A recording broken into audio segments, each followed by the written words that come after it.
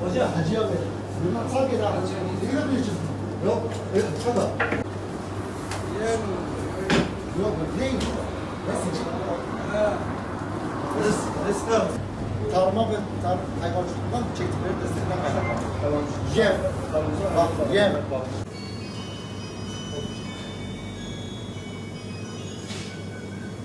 Yani bu ekonomik krizden şunu diyebilirim ki tek etkilenmeyen ürün et olacağını söyleyebilirim her şekilde. Et gerçekten hiçbir bu ekonomik krizden etkilemedi. Geçen sene de fiyatlar aynı, bu sene de aynı fiyatlar aynıdır. Geçen sene kuzu eti satışımız 42 TL'ydi. Daha da 40 ve 42 TL. Şu anda aynı şekilde 40-42 TL şu an satıyoruz. Ama maalesef bu ekonomik kriz milletin cebine yansıdığı için maalesef et satışlarımız bayağı bir durgun bir şekilde satamıyoruz yani. Milletin alım gücü yok yani diyecek kadar şeydir yani. Şu an bir eksiği var yani. Yani devletin yapacağı şey özellikle dişi hayvanların kesilmesine kesinlikle izin verilmeyecek. En azından 2 seneye kadar izin verilmeyecek. Kasaplar dişi hayvan kesmeyecek ki seneye en azından o hayvanlar üreme yapsınlar. Hayvanlar çoğalsın. O şekilde ancak bir katkı sağlanabilir. Yani bu şekilde olduğu zaman, hayvan çoğaldığı zaman tabii ki et fiyatları düşecek yani.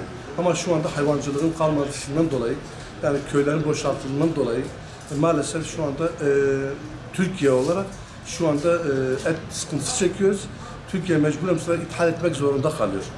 Mesela besiciler mağdur oluyor aynı zamanda. Et ithal olduğu zaman besiciler de mağdur oluyor. Ya onun için de bir şekilde kesinlikle dişi hayvanların kesilmesine izin verilmeyecek yani. Devlet tarafından bu izin bu şekilde bir yasak olması lazım. Ama 2 seneye kadar en azından, o üreme döneminden azından yasak olması lazım. Ama maalesef şu anda üreme döneminde olduğu halde şu anda dişi hayvanlar kesiliyor maalesef. Yani şu ekonomi krizinde et fiyatları hiçbir artış olmadı. Aksi takdirde et fiyatları düştü. Aynı şekilde yani bundan 1 sene, 1,5 sene önce et fiyatları 40-42 milyona sattığımız takdirde şimdiden daha fazla kazancımız vardı. Ama şu anda hem eti daha biraz yüksek alıyoruz. Düşük fiyattan satmamıza rağmen milletin alım gücü yüksek olduğundan dolayı kimse alamıyor. Aynı şekilde hem kasaplar hem de üreticiler de bu şeyde zarar görüyor. Örneğin bir üretici 2 sene önce yemin çuvalını 40 milyondan alırken şu anda 80 milyondan alıyor. Aynı şekilde daha düşük fiyata satmaya kalkışıyor. Yani bu neden kaynaklanıyor?